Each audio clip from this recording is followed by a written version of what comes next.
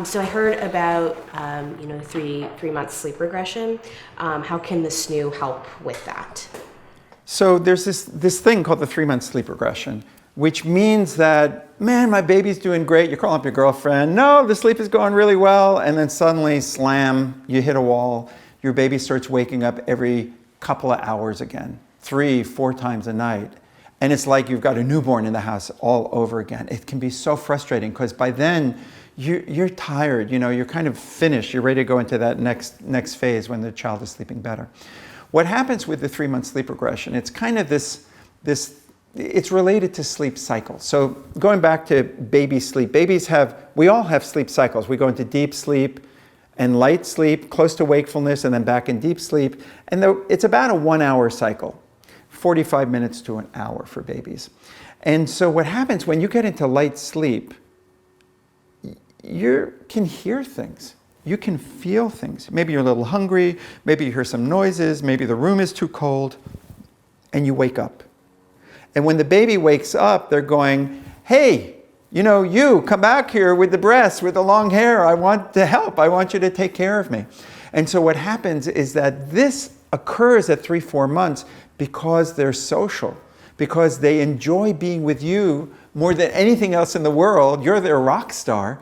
And so in the middle of the night, do they want to be in a quiet room by themselves, flat lying there, or do they want to be with their very best friend? And so what happens is they start waking up. And then when they wake up, we pick them up and feed them and hold them, which encourages the waking up. And then you get into this cycle where they're waking up more and more and more, sleeping during the day and then spending a lot of time awake at night. That's the 3-month sleep regression. And it's a bear, man. I mean, it is really, really hard to go through. And what SNOO does, which is so interesting, is that as they get into light sleep and they're starting to feel a little hunger or they're starting to listen to sounds, the bed is making motion and sound that kind of covers over what is going on in the house. There's another thing that confuses parents, which is around 3 months or 4 months, babies can go through what we call the 3-month sleep regression, which means that they're starting to wake up every 2 hours again in the middle of the night. And what happens with that is they're getting into light sleep and then they wake up going, where's the party? Where's everybody? They want the company, they want social exposure. And so they start waking up again. And even when they're in SNOO, they start waking up again. And so parents think, well, the bed was great in the beginning, but now it's not working anymore. And the issue there is that when babies are getting into that nosy stage where they start waking up in the middle of the night, it means that they need more jiggle and more motion all night long. In other words, the baseline slow rocking and shushing of the bed is a little too boring for them.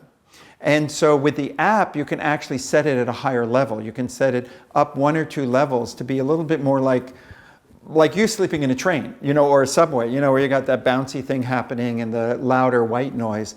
And that helps them when they get into light sleep, not to wake up all the way, but to kind of go back and sleep. So some kids need a little bit more of that sound and motion. And so when we adapt the bed or modify it in that way, we find that the vast majority of kids do great. And they really should be able to stay in for the full 6 months.